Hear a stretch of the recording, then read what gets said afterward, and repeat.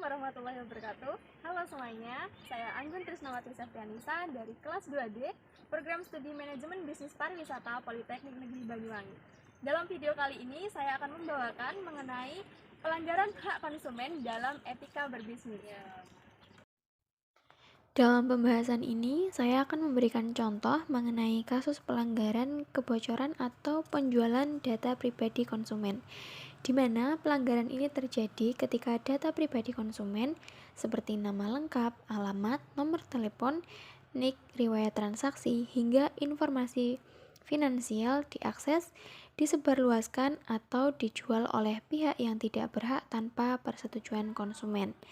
Hal ini sering disebabkan oleh beberapa hal, diantaranya yang pertama, kegagalan sistem keamanan, di mana di situ terjadi peretasan akibat kelemahan pada sistem teknologi informasi perusahaan. Yang kedua, kelalaian internal, di mana karyawan atau pihak internal yang secara sengaja atau tidak sengaja membocorkan data. Dan yang ketiga, penjualan data, yaitu praktik bisnis yang menjual data konsumen kepada pihak ketiga untuk kepentingan pemasaran atau lainnya tanpa izin yang jelas. Ini merupakan contoh-contoh kasus penjualan data pribadi konsumen atau kebocoran yang ada di sekitar kita. Dampaknya apa? Dampaknya pada konsumen itu sangat serius, mulai dari kerugian finansial, misalnya penyalahgunaan kartu kredit, penipuan, hingga gangguan privasi dan kerusakan reputasi pribadi. Kondisi idealnya dalam kasus ini yaitu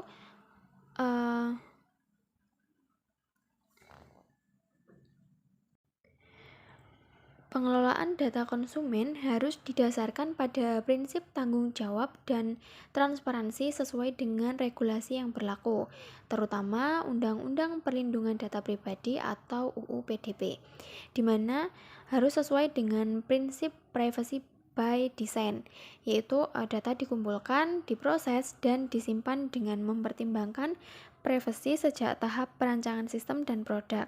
Yang kedua, dengan persetujuan yang jelas. Jadi perusahaan harus mendapatkan persetujuan eksplisit, spesifik, dan dapat ditarik sewaktu-waktu dari konsumen sebelum memproses data mereka.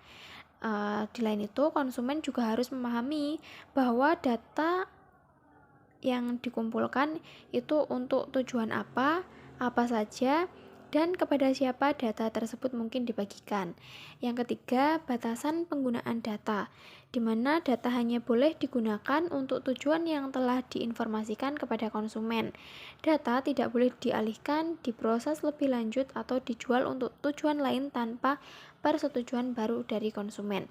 Dan yang keempat, akuntabilitas dan audit, di mana perusahaan harus dapat membuktikan bahwa mereka telah mengambil langkah-langkah keamanan yang memadai dan mematuhi semua prinsip perlindungan data.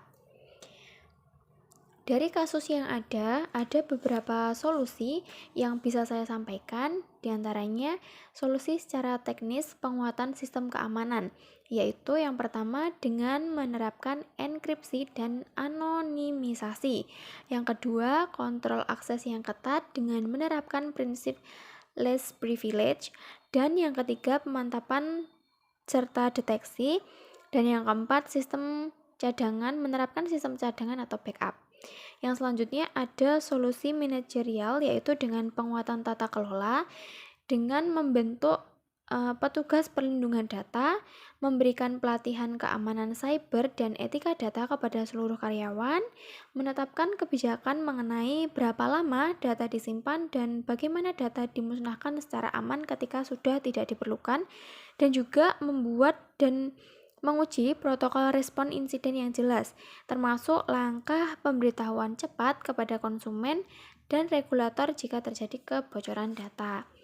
Selanjutnya ada solusi regulator dan etika, di mana perusahaan wajib patuh terhadap Undang-Undang Nomor 27 Tahun 2022 tentang Perlindungan Data Pribadi. Selanjutnya, melakukan audit kepatuhan oleh pihak independen untuk memverifikasi praktik pengelolaan data dan juga melakukan transparansi pemberitahuan jika terjadi insiden kepada konsumen yang datanya terdampak dan juga kepada otoritas terkait. Sekian video pembahasan mengenai pelanggaran hak konsumen dalam etika bisnis. Terima kasih. Wassalamualaikum warahmatullahi wabarakatuh.